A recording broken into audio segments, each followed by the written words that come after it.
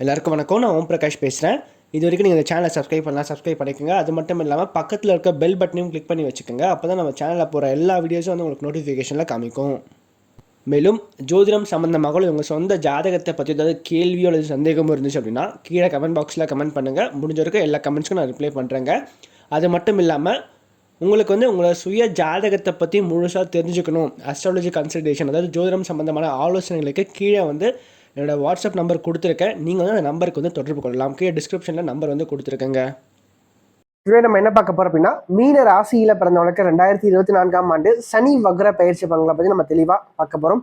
சனி வக்ர பயிற்சி என்னென்ன மாற்றங்களை கொடுக்க போது, என்னென்ன புது புது விஷயம் எனக்கு காத்துட்டு இருக்குன்னு சொல்லிட்டு தெளிவாக பார்க்கலாம் வாங்க. மீன ராசி அதிபதி யாருன்னு பார்த்தீங்கன்னா குரு பகவான். மீன ராசி கால புருஷனுக்கு 12வது ராசியா வருதுங்க. நட்சத்திரங்களை பொறுத்த வரைக்கும் மீன ராசியில பூரட்டாதி 4ஆம் பாதமும், உத்திரட்டாதி முதல் 4 அட்சர பாதங்களையும், ரேவதி முதல் 4 அட்சர பாதங்களையும் கொண்டுள்ள ஒரு ராசி தாங்க இந்த மீனராசி. மீனராசிக்காரங்களை பொறுத்த வரைக்கும் இந்த காலகட்டம் எப்படி இருக்கும்? அதாவது சனி வக்ர பயிற்சி எப்ப நடக்க போகுது? வருகிற ஜூன் மாதம் 29ஆம் தேதி தற்போது இருக்கின்ற கும்பராசியில சனி பகவான் வக்ரம் பெறுகிறார். எப்ப வக்ர நிவர்த்தி அடைகிறார் அப்படின்னு பார்த்தீங்கன்னா நவம்பர் மாதம் 15ஆம் தேதி வக்ர நிவர்த்தி அடைகிறாருங்க. ஸோ கிட்டத்தட்ட ஒரு 4.5 மாசம் சனி பகவான் வக்ரகதியில் தான் இருக்க போறார்.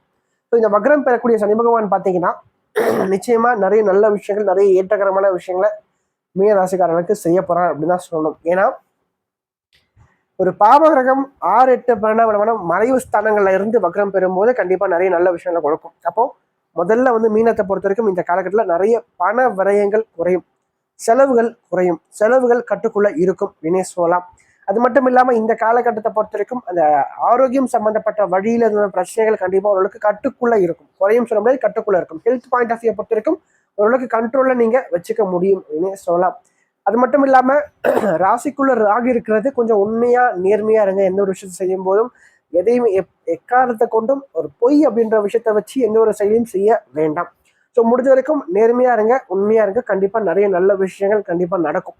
நீங்க வந்து ஒரு விஷயத்த மறைச்சு இன்னொரு விஷயம் செய்யும் போது மட்டும்தான் அது பிரச்சனையில போய் முடியுமே தவிர இருக்கிறத அப்படியே நீங்க வந்து செய்யும் போது எந்த ஒரு பிரச்சனையும் வராது. ரெண்டாவது, வாழ்க்கை துணையார் வழியில நிறைய நல்ல விஷயங்கள் காத்துட்டு இருக்கு. மனைவியால் ஏற்றம், மனைவி மக்கள் சம்பந்தப்பட்ட வழியில சில நல்ல விஷயங்கள் காத்துட்டு இருக்கு. அது மட்டும் இல்லாம திருமணம் ஆனவங்களுக்கு வந்து பாத்தீங்கன்னா இந்த காலகட்டத்தில் அந்த திருமண வாழ்க்கையில இந்த கருத்து வேறுபாடுகள் கண்டிப்பா சரியாகும். ஏன்னா 7ஆம் இடத்துல கேது மட்டுமே இருந்தாலும் வச்சுக்கோங்களேன், அந்த திருமண வாழ்க்கையிலேயே ஒரு விரக்தியை கொடுத்துட்டு இருக்கும். சரிங்களா? விரக்தி, பிரச்சனை, மனஸ்தாபம், கருத்து வேறுபாடு, எப்ப பார்த்தாலும் சண்டை அப்படின்னு சொல்லிட்டு ஒரு தேவையற்ற பிரச்சனையில போய் சனி பகவான் கொண்டு போய் சேர்த்திருப்பார். ஸோ அப்படிப்பட்டவங்களுக்கு பார்த்தீங்கன்னா இந்த காலகட்டத்தில் அந்த திருமண வாழ்க்கையில் இந்த பிரச்சனைகள் கண்டிப்பா சரியாகும். ஏன்னா குரு பார்வை ராசிக்கு 7ஆம் இடத்துல இருக்கனால கண்டிப்பா அந்த திருமண வாழ்க்கை நல்லா இருக்கும். இல்லறம் ரொம்ப சிறப்பா இருக்குங்க. அது மட்டும் இல்லாம வாழ்க்கை துணையாருக்கு ஏதாவது வேலை இல்லாம இருக்கு, அவங்க வேலைக்கு இல்லாம முயற்சி பண்ணிட்டு இருக்காங்கன்னா அவங்களுக்கு நல்ல ஒரு வேலை கண்டிப்பா கிடைச்சிடும். அதோடு மட்டும் நட்பு வட்டாரங்கள் பெருக ஆரம்பிக்கும். நண்பர்களால் ஏற்றம், புதிய புதிய அறிமுகங்கள், அதனால் ஒரு ஏற்றம்.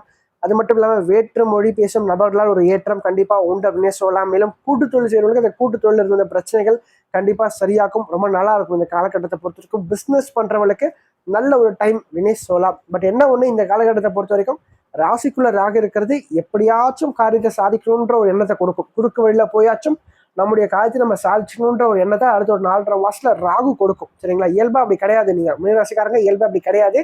ஆனா இந்த காலகட்டத்துல அப்படிப்பட்ட எண்ணங்கள் மனசுல ஓடும், ஆசைகள் சற்று அதிகரிக்கும். ஸோ அது எல்லாத்தையும் நீங்க குறைச்சிக்கிட்டீங்கன்னாவே கண்டிப்பா வாழ்க்கை சிறப்பா இருக்கும் மீனத்தை பொறுத்த வரைக்கும். அதே மாதிரி திருமணம் ஆன பெண்களுக்கு வந்து பார்த்தீங்கன்னா குழந்தை பாக்கியம் சம்பந்தப்பட்ட பிரச்சனைகள், அதாவது குழந்தை பாக்கியம் சம்பந்தப்பட்ட வழியில் ஒரு இயக்கங்கள் இருந்துச்சுன்னா அந்த இயக்கங்கள் கண்டிப்பா தீரும். ஏன்னா பாக்கியத்தை குரு பகவான் பார்க்கும்போது, அதுவும் புத்திரகாரம் சொல்லப்படக்கூடிய குரு பகவான் பாக்கியத்தை பார்க்கறது சிறப்பு தான். அப்ப கண்டிப்பா இந்த குழந்தை பாக்கியத்தை ஏற்படுத்தி கொடுப்பார் அப்படின்னே சொல்லலாம். அதே மாதிரி தந்தை வழியில இருந்து வந்த மனஸ்தாபங்கள், கருத்து வேறுபாடுகள் கண்டிப்பா சரியாகும். வீண் செலவுகள், வீண் பண விரயங்கள் கண்டிப்பா குறையும், கட்டுக்குள்ள இருக்கும். அதே மாதிரி அலைச்சல்கள் கண்டிப்பா குறையுங்க. குறிப்பா வேலை ரீதியா, தொழில் ரீதியா, அந்த பயணங்கள் சார்ந்த வழியில யாருக்கெல்லாம் அலைச்சல் இருந்துச்சோ அந்த அலைச்சல்கள் கண்டிப்பா சரியாகும். போற இடத்துல ஒரு காரியத்துக்காக நீங்க முயற்சி பண்ணீங்கன்னா கண்டிப்பா அந்த காரியம் கண்டிப்பா வெற்றி பெறும் அப்படின்னே சொல்லலாம். அதே மாதிரி மாணவ மனிதர்களை பொறுத்த வரைக்கும் படிப்பு ரீதியா அந்த ஸ்டடீஸ்ல இருந்த பிரச்சனைகள் கண்டிப்பா சரியாகும். ஸ்டடீஸ்ல நல்ல ஒரு இம்ப்ரூவ்மெண்ட், நல்ல ஒரு க்ரோத் கண்டிப்பா உண்டு அப்படின்னே சொல்லலாம். அதே மாதிரி ஃபினான்ஷியலாகவும் பார்த்தீங்கன்னா இந்த டைம்ல வந்து நல்ல ஒரு இம்ப்ரூவ்மெண்ட் உண்டு அப்படின்னே சொல்லலாம். ஏன்னா ராசிக்கு 3ஆம் இடத்துல இருந்து குரு பகவான் 7ஆம் இடத்தையும் 9ஆம் இடத்தையும் லாபஸ்தானத்தையும் பார்க்குறார். அப்போ கண்டிப்பாக வருமானம் வந்தே ஆகணும் இந்த டைமை பொறுத்த வரைக்கும். இப்போ ஃபினான்ஷியலாகவும் பார்த்தீங்கன்னா இந்த டைம் நல்ல ஒரு டைம் அப்படின்னே சொல்லலாம். சனி வக்ர பயிற்சி ஓரளவு வந்து பார்த்தீங்கன்னா மீன ராசிக்காரர்களுக்கு நல்ல ஒரு growth கண்டிப்பாக உண்டு அப்படின்னே சொல்லலாம். நல்ல ஒரு ஏற்றம் கண்டிப்பாக உண்டு அப்படின்னே சொல்லலாம். ஸோ இந்த டைமை பொறுத்த வரைக்கும் நீங்கள் என்ன பண்ணணும், முடிஞ்ச வரைக்கும் பார்த்தீங்கன்னா நிறைய கோயில்களுக்கு அதிகமாக போயிட்டு வாங்க, நிறைய ஆன்மீகம் சம்மந்தப்பட்ட விஷயத்துக்கு அதிகமாக முக்கியத்துவம் கொடுங்க. குறிப்பாக வீட்டு பக்கத்தில் அரச மரத்து புள்ளியாக இருந்துச்சுன்னா போயிட்டு வாரத்தில் ஒரு நாள் அருகம்புல் மாலையை சாத்தி சுவாமிக்கு வந்து ஒரு மாலையை சாத்தி வழிபட்டு வர்றது, அதனால கோயிலில் அமர்ந்துட்டு ஒரு தியானம் மாதிரி பண்ணிட்டு வர்றது நிறைய நல்ல ஒரு பாசிட்டிவான விஷயங்களை வாழ்க்கையில் கொண்டு வந்து சேர்க்கும். குறிப்பாக மீனராசிக்காரர்களுக்கு 7 சனி நடந்துட்டு இருக்குங்க. 7 சனியில் விரைய சனி நடந்துட்டு இருக்கு. இந்த விரைய சனியிலிருந்து அடுத்த ஒரு 4.5 மாசத்துல கண்டிப்பாக நீங்கள் நல்ல ஒரு growth-அ பார்ப்பீங்க அப்படின்னே சொல்லலாம்.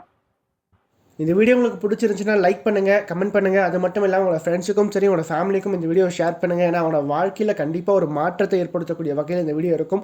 குறிப்பாக சொல்லப்போனால் கஷ்டத்தில் இருக்கக்கூடியவங்களுக்கு இந்த வீடியோ ஷேர் பண்ணுங்கள். அவங்களோட வாழ்க்கையில் ஒரு தன்னம்பிக்கை ஊட்டுறதுக்காகவும் ஒரு மாற்றத்தை ஏற்படுத்தும் வகையில் இந்த வீடியோ நிச்சயமாக அவங்களோட வாழ்க்கையில் அமையும்.